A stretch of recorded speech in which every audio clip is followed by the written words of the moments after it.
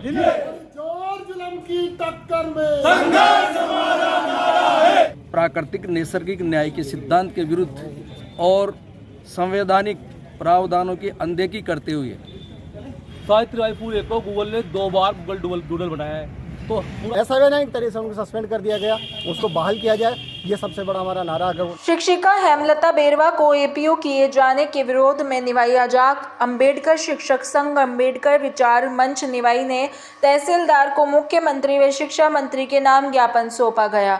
ज्ञापन के माध्यम से हेमलता बेरवा का निलंबन रद्द करने की मांग की गई है। हम आपको बता दें कि 26 जनवरी गणतंत्र दिवस कार्यक्रम में सरस्वती की तस्वीर नहीं लगने पर ग्रामीणों व शिक्षिका के बीच विवाद हुआ था, जिस पर 12 जिला शिक्षा अधिकारी प्रारंभिक ने 23 फरवरी को शिक्षिका को निलंबित करते हुए मुख्यालय बीकानेर रखा गया, जिसका विरोध पूरे राजस्थान में दलित संगठन ज्ञापन देकर गए। इसी क्रम में निवाई में भी दलित संगठनों ने ज्ञापन सौंपा गया है। ज्ञापन देने वालों में आजाद संरक्षक शंकर लाल हाथीवाल, अध्यक्ष मुकेश सालोदिया, राजस्थान अंबेडकर शिक्षक संघ मंत्री हेमराज वर्मा, अंबेडकर विचार मंच निवाई अध्यक्ष किशन संगत, सूर्य प्रकाश कावरिया, डॉक्टर रामजीला बेरवा, डॉक्टर PN बेरवा, चितरलाल गंगवाल, भागचंद बेरवा, प्रमोद गंगवाल, अशोक नगवंश, नीरज कंवरिया, राजेश नकवाल, दीपचंद वर्मा, राम प्रसाद, गोविंद नकवाल, रमेश बेरवा, हरिनारायण हाथीवाल, दुर्गालाल कंवरिया आदि मौजूद रहे। निवाई टोंक से सुभाष सोदा की रिपोर्ट।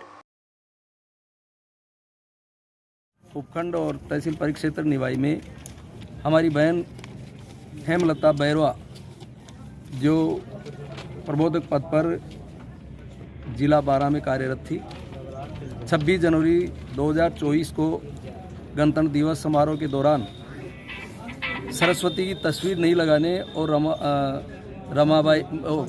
सावित्रीबाई फुले की तस्वीर लगाने के कारण से बिना जांच किए प्राकृतिक नैसर्गिक न्याय के सिद्धांत के विरुद्ध और संवैधानिक प्रावधानों की अनदेखी करते हुए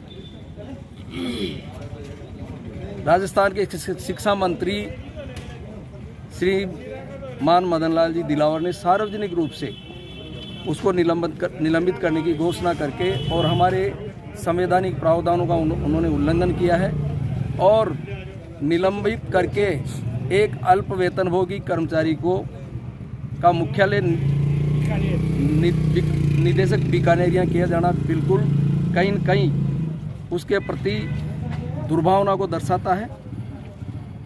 एक महिला के साथ इस प्रकार से उसको प्रताड़ित करना मानसिक रूप से ये कहीं न कहीं सरकार की जो सोच है उसमें कहीं न कहीं ऐसा लगता है कि उसको दुर्वाग्रह से या पूर्वाग्रह से ऐसा किया गया है, जबकि ऐसा नहीं किया जाना चाहिए। उसको पहले सुनवाई का अवसर दिया जाना चाहिए, उसको बिना नोटिस दिए बिना सुनवाई किए उसको निलंबित किया जाना, ये इससे हमारे संगठन में रोष है और हम मांग करते हैं कि उसको बहाल किया जाए, अन्यथा हमें मजबूर होकर के और आंदोलन की राह पकड़नी पड़ेगी। तो इसलिए हम सब मांग करते हैं अनुसूचित जाति वर्ग की उसको बहाल किया जाए और उसके खिलाफ कोई कार्रवाई नहीं की जाए। मुझे लगता है कि एक दुर्भावनापूर्वक कार्रवाई है, तो एक पक्ष को देखते हुए कार्रवाई की गई है, जबकि उक्त महिला कर्मचारी की तरफ से पहले ही पुलिस में केस दर्ज करवाया गया है। उसके तहत जाकर कोई न्यायिक कार्रवाई नहीं की गई और उस महिला को प्रताड़ित करने की भावना से उसको निलंबित कर दिया गया, जो कि गैर कानूनी है और संविधान के विरुद्ध है। पंथ निरपेक्षता ये कहती है कि किसी भी सरकारी भवन में किसी भी हिंदू धर्म या किसी भी धर्म का किसी भी देवी देवता की पूजा नहीं की जा सकती है, परंतु कुछ विशेष शिक्षक एवं कुछ ग्रामवासियों के तहत ये कार्रवाई वहाँ पर करवाई गई, जो कि गैर कानूनी है, ऐसा हम सब मानते हैं। एक मुँह से तो पूरी सारी पार्टियाँ, चाहे वो किसी पार्टी हो, सावित्रीबाई फुले को शिक्षा की देवी मानता है और शिक्षक वर्ग के साथ साथ में आप अगर बात करें तो पूरे विश्व लेवल पर, भारत के पूरे वर्ल्ड के लेवल पर सावित्रीबाई फुले को गूगल ने 2 बार गूगल डूडल बनाया है। तो पूरा विश्व जानता है कि भारत में एक महिला है जिन्होंने पूर्व में शिक्षा के लिए क्रांति लाई, प्रथम। और दूसरा एक पहलू ये है कि हम उनको मान रहे नहीं है और ये घटना देखने को मिल रही है जो सही नहीं है। हम तो आने वाले टाइम में, हमारा तो प्लानिंग ये है कि आने वाले टाइम में हम लोग भारत रत्न दिलाने के लिए उनके लिए कार्य करेंगे। भारत रत्न दिलाएंगे उनको, फूले साहब को, ज्योतिबा फूले को, सावित्रीबाई फूले को। और बाकी आज ये देखने को मिल रहा है तो ये सही नहीं है सर। निलंबन सही नहीं हुआ है और इसके ऊपर जल्दी जल्दी बहाल होना चाहिए और होगा शायद, क्योंकि राजस्थान में काफ़ी जगह से आवाज़ उठ रही है उनके पक्ष में और गैरकानूनी भी है कहीं ना कहीं। नहीं तो आंदोलन करना पड़ेगा संगठन। नहीं तो आंदोलन करना पड़ेगा। अच्छा नहीं है, एक साहब उनको बहाल कर दिया जाएगा, लेकिन सबसे मेन चीज़ ये है कि आज तो उनको बहाल कर दिया जाएगा, लेकिन उस महिला ने जो शिक्षिका थी उसने ऐसा क्या गुनाह किया?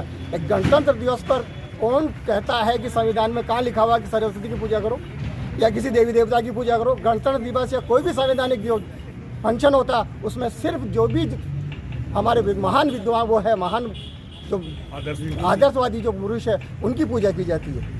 26 जनवरी पे था, वहाँ कहाँ जरूरत थी सरस्वती पूजा करने की? कोई जरूरत नहीं सरस्वती पूजा करने की। वहाँ उस व्यक्ति की पूजा की जाएगी जो जिसने महिलाओं के लिए या संविधान के अनुसार काम किया, संविधान बनाया उनके हिसाब से काम, उनकी पूजा करी जाएगी उनकी।